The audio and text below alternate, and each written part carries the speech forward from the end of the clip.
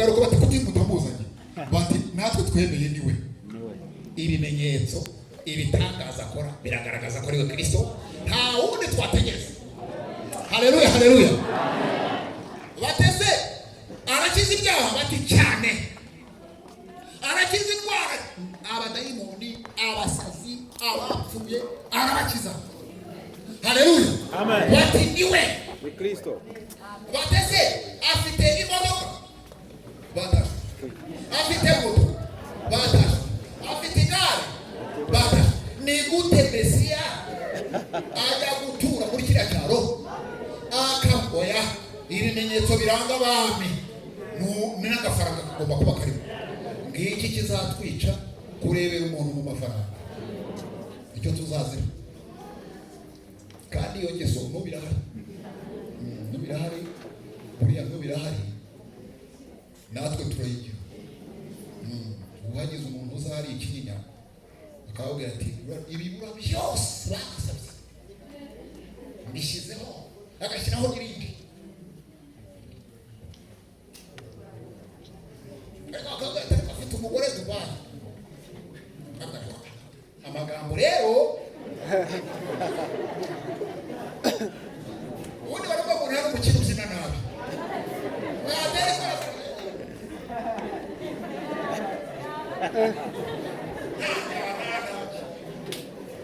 Nahita mu mawe kino kina neza wayo. Ariko aje gutagira amafaranga, bavuga kwitanga ngewe nabasengera n'amafaranga ngira, bavuga kubyina kagenda kandi mukunda kubyina neza. Bari abadayimoni bari mu rusengero, abadiyakoni baba bari. Iyo ngeso rero buriya niyo abayuda bazize. Kristo arazaza yishanishije n'abandi baciriritse, baravuga ati nubwo imuranga bigaragara ko yaba yibisa kuva nta gafaranga afite. Uvunya ngo Imana itubabarire.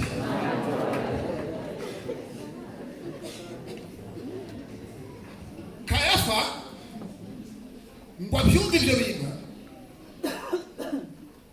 mu gihe cye, aravuga ati natekereza ariko ishyamba ntabwo ari rye. Uyu muntu uko ndi kumva ngo amaze kugira abayoboke benshi, nubwo akunda gukorera iyo muri Yerusalemu yahazaga gake kubera bamushakishaga, bari bamuhiga. Uzi ko bamuhigaga nko bakunda Abanyamerika bahize kamwe, bari baravuze ngo muzamufata bashyiraho ibyo bazamuha. Burya ni nabyo ahantu niko Yuda yagiye akurikira. Ati namaze kumenya ko ngo muzatanga akantu, none nakora iki? Utagira ngo bya biceri 30 n'ibibare nka bya bindi byacu, yari amafaranga agura isambu. Kandi isambu yo mu mujyi, isambu hano mu mujyi wayibonye uretse no kwibona bigoye, hegitari wahabura ngaho amafaranga bari barashyizeho intego rero. Urumva Kayafa aravuga ngo yewe uzamufata ayo mafaranga tuzayatanga. Ariko impamvu ya Kayafa ni iki? Yaravuga ati ibintu ndabikinisha bishobora kuzambyarira amazi nk'ibisubizo. Uyu muntu nijya gushituka ngasanga niwe Kristo koko, nasanga niwe Mesiya, niwe mutambyi mukuru, ubu birasaba ko nzakorana mizere mbega tabashi. Erega ibintu bigira agafaranga mu nasuye ngo avuga gukora gusa icyicaro cyiza, umushahara mwiza, sishyizemo bya ruswa n'ibindi. Ibyo byose akavuga ati niba amaze kugira abantu benshi, dore n'ejo bundi baraje mbona yinjiye mu rusengero, nubwo ntamubonye ariko namenye amakuru ko yinjiye mu rusengero ngo abaturage ngo basase imyenda mu nzira, nindeba nabireba arahita Amerika reka njye mutangi. Nicyo cyatumye amufata. Turajyana yego aramufata, muzarebe no muri icyo gitondo bamuvanye mu gashyamba, niho bamuhitiye. Yahitiye kwande kwa Kayafa. Mwari utangiye kureba ku isaha nako utangiye kurebaho nako pancho urebe hano ngiye gusoza reka n'icyo wabaye kukurusha. Uzi ko ngiye kujya mu materaniro k'amashashi nanjye. Yesu ashimwe cyane. Turi kumwe Haleluya, haleluya. Muvuga ngo amen niba turi kumwe. Amen. Uko bibiri tubwira. Hari ubutumwa bwiza mwanditse na Matayo. Ngo ashaka abagabo b'ibigoryi bo kumushinja ibinyoma.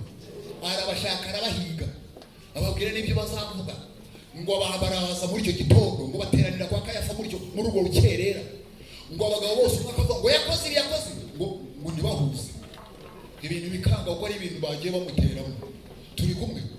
Umwe arihadagaza ngo ngewe narabyiyumvise. Avuga ngo yasenye urusengero. Ngo akarwubaka mu minsi 3. Ubwo si cyo nikirego. Niba yarusenya akarwubaka se ikindi ni iki? Kirimo ko yarusenya akashyira hasi. Kayafa yumva nabyo bifashe kandi we yashakaga ko ibyaha bimufata. None Kayafa yarumva ijambo ryiza. Haleluya. Haleluya, haleluya. Baramubaza ngumva wa mugabo we. Ntiriba nkurikirana n'ibyaha. Abantu baragushinja ko wigize Kristo Mesiya. Ibyo bintu nibyo. Arabanza araceceka. Mbwira ndahira ukuri. Mbese aragira ngo umutego muteze. Ngo irahira imbere yawe utubwize ukuri. Ni wowe Kristo koko. Yesu nahagaze ku maguru abiri ati nukuri ninjye kandi nubwo utabibona ariko mu minsi iri imbere uzambona mpagaze ku bicu ngoswe n'abamarayika bo mu ijuru. Amen. Kandi amavi yose azampfukamira. Umutego urahefashe ngo yiyamirira ngo ngo yigereranije mu baturage. Arigereranije. None ubwo turacyashakisha undi mugabo. Ibyo bintu ntibihagije mw'abana ntibyumvikanye bakajya bigira mu kibazo nawe yigira ati wewe data we.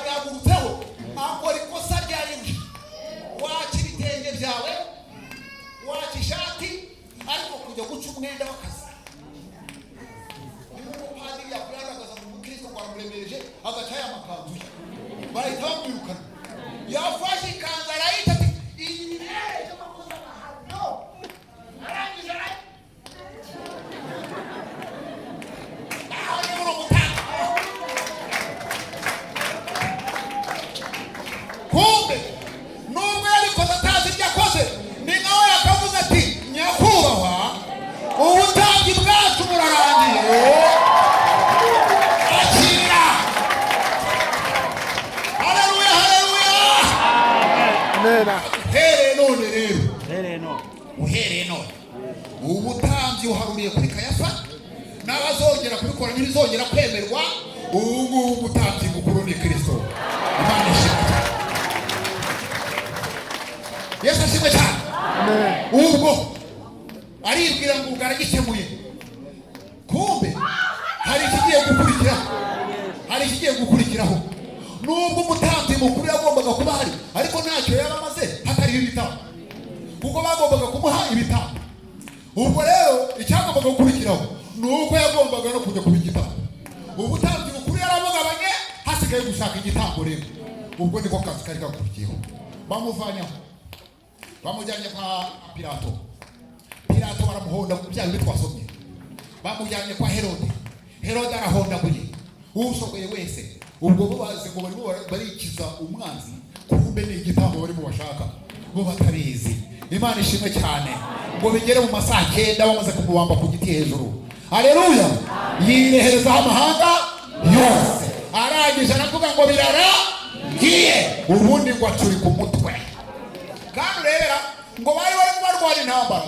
Ngo kugira ngo baze kujya gutanga igitambo saa 9 ngo atakiri ku musaraba. turajyana. Haleluya, haleluya. Ariko Yesu ndagukunda. Urwana intambara zikwiye kwera. Uzi icyo girakoze. Yaravuze ati yewe Kayafa, wari witeguye kujya gutamba igitambo saa 9. Uretse ndaje kwerekeza huko. Yapfuye guturika umutwe wose. Umwami ukingiriza hera. Amehengera Kayafa. Hawundi wari wemewe kujyayo. Ni Kayafa gusa. Umwami amuhera hejuru. Uratanamurika ngo igice kimwe kijya ikindi kijya hariya. Hanyuma Kayafa agiyeyo asanga ahantu he hararangaye. Yo abaribonye bose uherera ku musirikare mukuru waba uri wari yaravuze ngo ni ukuri Kayafa we uyu yari umwana w'Imana. Abantu bose baramukunda.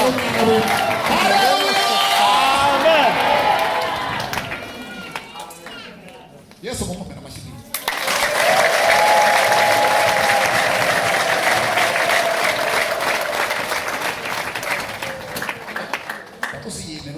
Uyikoreshe ni kunanira birakureba. Haleluya, haleluya. Amen. Yesu ashimwe. Amen. Ariko reka tugarukira handi uko umuhanuzi ari hano. Yavuze ngo namara gushego azabona urubyaro. Muracyaribuka? Mugasubira kuvuga.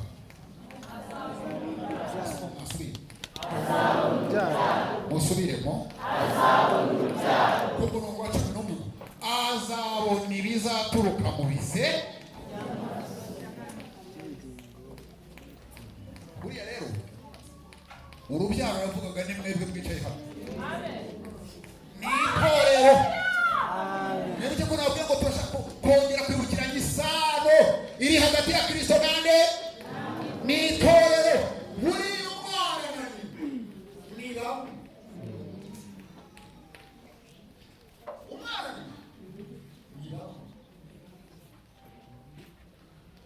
Jana kuri. Uzari akantu nabonye ariko bitafatika. Baraka umusonga wundi nukuza. Umwana yari bari gusonga. Umwana yari bari gusonga. Aryamanye neza. Ise arasinzira. Ariko nyina we ntabwo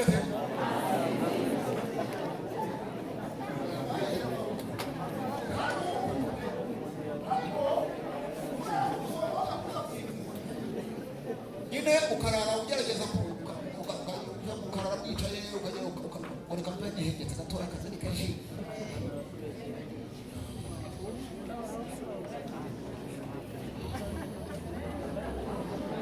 Wakwicura ukabona nyina arakicaye n'umwana akiri. Ese muracyari kwa yoye bawe. Wigaragaze wiyesha icyubahiro rwose mwana abantu. Mwana wacu izina rya Yesu.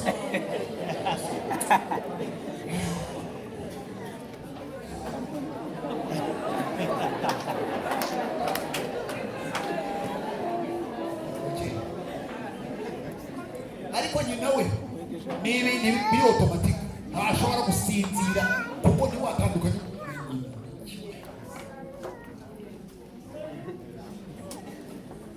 Ubuzima bwabyo burya kandi nasamu ubuzima bwabyo ubuzima bw'umusonga wawe utakuza gusiga uko uza gusiga ukubera igise nicyo kibite bya nicyo cyari mu bihugu buriya n'abagabo ntabwo bazi bise keretse ngewe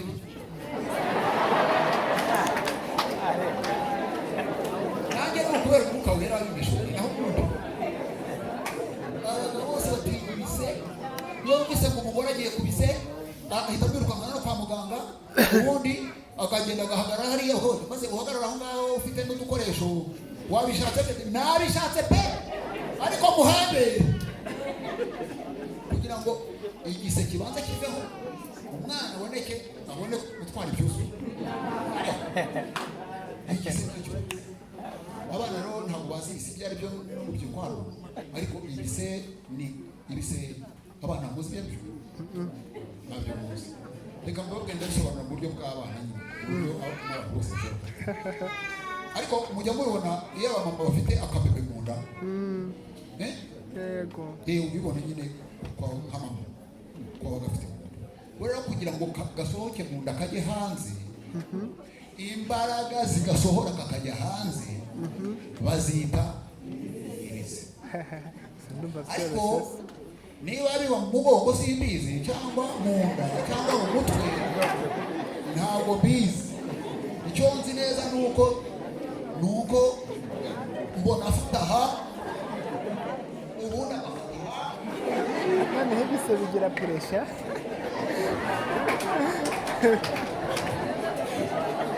abana bw'aho ibise nubwo bituma umwana avuga biraryana we arabizi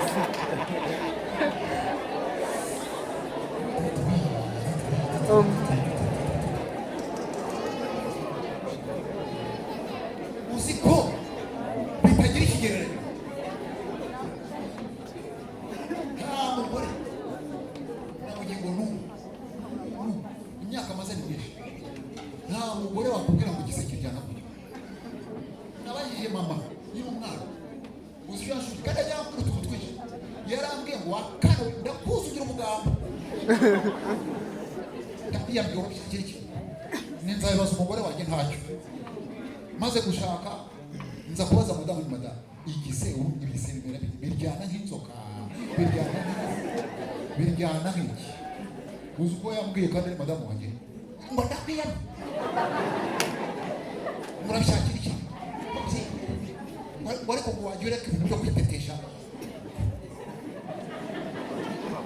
ndavuga ati ntacyo nzabyumva abagore bajya bashima Imana mu rusengero njyewe ubaha mikoro ngo bashime babyaye ntihazaba ubivuga nkabyumva ndinze maze imyaka 30 nyobora utera uwo mpaye umwana ahagarara imbere nkagira ngo agiye kubivuga uko biba biryana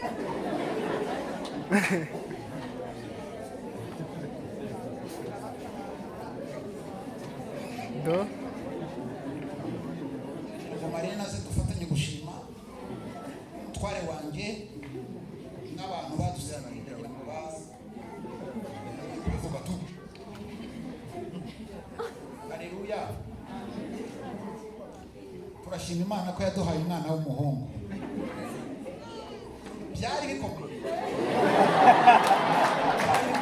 ntabwo baraza gukora abagore byari bikomeye ariko byari nagira ngo umutware wanjye nawe ashima Imana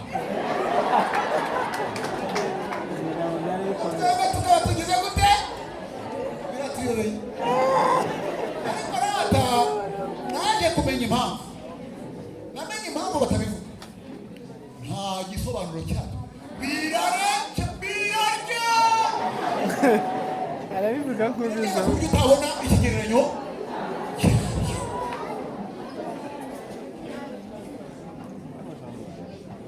ikindi nabonye rero ni uko iyo n'irise nabyo ntabwo bijyana kimwe na bimwe ntibijyana kimwe hari ibijyana cyane kurusha ibindi umwana wamuriye cyane kurusha abana ni nawe akunda cyane nawe uzabigenza uzi impamvu nicyo cyatumye asobanukirwa impamvu Yesu adakunda cyane buriya bya mibabaro yose twumvise burya ngo yari kubisa nta mugabo n'umwe uzigize igise kizwi n'abagore babyaye mwubahwe undi mugabo ukizi ni Yesu wenyine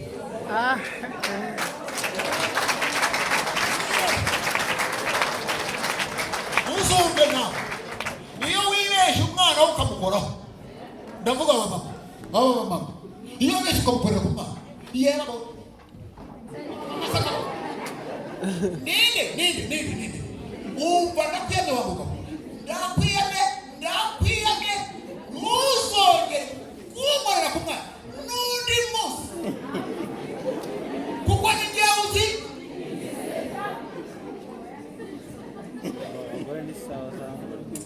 baba we cyagise kijyana gutya buriya cyaragiye kire mu rukundo rwinshi. Haleluya haleluya buriya haleluya mwongere mubena iyo manzi kamarade ntabwo bazagira na buke kuko iyo hagize umuntu ushaka kuntunguruka umwami wanjye ahita asa nk'igisiga akavuga ngo n'undi munsi kuko n'igihe uzi igiseke torero muvuye ngo karame torero ndagira ngo babwire ngo mwe gutinya n'undi munsi kuko umwami wacu arahari uwatugiye kugeza arahari. Amen. Amen. Dore imisozi warayimaze wimbuka ngo abarozi bakumaze ariko bibagiwe n'ijambo rivuga ngo uri muri twe turi muri isi uri muri twe n'inisi n'uwo nyine agize intege nke ku buryo ananira ko gukubitira abarozi kwe ugeza utinya n'igihungira ugeza utinya n'intoki warimutse wakubise iriyugaruka iri gushigaje kujya kumuyumba nguko urahunga kamarade ntaho nzajya ndi kumwe n'umwami wanjye iyo agize ushaka gukora aravuga ngo n'undi munsi Imana ishimwe cyane. Rero reka mbabwire nimureke musoreze ahanga kugira ngo nikiranure na mwarimu ubise wari ushatse kuvuga iki byari kugira ngo mbibutse aho dukomoka mu mushimire umwami wacu w'umuha amashyi. Amen. Yesu arakoze. Haleluya. Imana ishimwe ko yaturokoye. Mu minsi ishize njya guhabwa aya magambo yarambwiye ngo mfite agahinda ngo abana banjye baranyibagiwe ngo niyo bandebye niyo bantekereje ntabwo bampa agaciro nk'umubyeyi ahubwo bambona nka mwana. Ndagira ngo uyu munsi none wongere wiyumvemo kuri umwana w'Imana. Amen. Cyakora icyo gushobora gupfa ikigo hari indirimbo twatangije mwarimu yatangiye nziza cyane ifite refrain ivuga ngo ni igitangaza pe rwose ni igitangaza ko Yesu yankijije. Hagarariraho. Ni igitangaza ko byagenze gute? Vuga ngo ko yambyaye rero. Vuga ngo ni igitangaza ko yambyaye. Amaze kukubyara rero. Kubyara ni kimwe no kurera ni ikindi. Umwuka we wera ni unyunyora uzageze wanje mbijura. Amen. Muzi ikintu umwuka wera amaze ku isi. Ikintu cyatumye umwuka wera yoherezwa na Yesu. Yaramubwiye ngo maze kubyara none nsubiye kwa data genda umunderere uwo mwana umunderere ujye umwigisha uko barya neza uko banywa n'uko bavuga n'uko bagenda hanyuma kandi uzamunderera dore yajyaga ayoborwa na kamere azajya ayoborwa n'umwuka ni wowe uzajya umuyobora ubutware bwo kuyobora itorero bufitwe n'umwuka wera turajyana yewe Pawulo yaravuze ngo ndabinginga muyoborwe n'umwuka wera kuko aribwo mutazakora ibyo kamere irabigira. Iyo wanze kuyoborwa nawe rero atanga raporo arabanza agahenda akagira agahinda kashi yarangiza agatanga raporo akavuga ati yananiye wa mwana yigize nabi ndamubwira ngo reka ibigambo akanga reka gusambana yarananiye ahubwo aho kugira ngo yemere kunyoboka yirirwa acungana n'abapasiteri yibwira ko aribo bamuyoboka. Twebwe turi abakozi ba mwuka wera namwe mwabadiyakoni mwe ntabwo ari mwe abayobozi muri abakozi ba mwuka wera. Ubundi umuyobozi w'itorero ni ndera ni umwuka wera ni Kristo ariko ni umwuka wera niwe wera kuko ndeba tutari kumwari tugeze ku mwuka wera. Ubuyobozi bw'itorero Kristo yabuhaye nde turajyana. Haleluya. Niyo mpamvu kenshi ukunda kugira ikintu cy'icyoba ni ukubera ko urasuzugura umuyobozi. Natwe nubwo turi abayobozi turi itorero ariko turi abakozi ba mwuka. Umushumba utuzuye umwuka wera ntabwo ari kuyobora itorero na gato. Ndabeshya mwana umushumba utuzuye akwiye kuyobora itorero kuko ubundi ayoboye iki? Akwiye kuyobora akagari, akayobora umudugudu, akayobora isibo, akayobora kampani, akayobora ishyirahamwe ry'amakamyo n'abamotari. Ibyo bisaba kuba warize, ufite ubwenge n'ubuhanga, uzi ufite ibintu bya leadership na management, ufite byakwemera kuyobora ibindi. Ariko itorero rya Kristo biragusaba ngo ibyo ufite ariko wuzuye ikira, kuko ubundi umwuka wera niwe muyobozi, niwe mugendana, niwe murarana, niwe ugutegeka ngo utaha, niwe ukubwira ngo nyura aha, ariko ntukamuteza agahinda, kuko yashyiriweho kuba ikimenyetso kugeza ku munsi umwami wese azagarukira. Yaramubwiye ngo ubanderere kugeza igihe nzahamagara ukabanzamurira ku bicu. Buri impande ni navuga ni Yesu uzabuyivugira, turi kumwe. Umwuka wera niwe uzatuzamura. Ngaka akazishinzwe. Mufate nk'umurezi wawe, sibyo? Mufate nk'umuyobozi wawe, mufate nk'umuntu ushinzwe kukurera, akazakuguza. Yoborwa n'umwuka wera, tekereza mu mwuka wera, gendera mu mwuka wera, korera mu mwuka wera, yoborwa na mwuka wera. Mwakira ijambo ry'Imana. Ushima Imana. Kugira ngo duhaguruke dusenge Imana.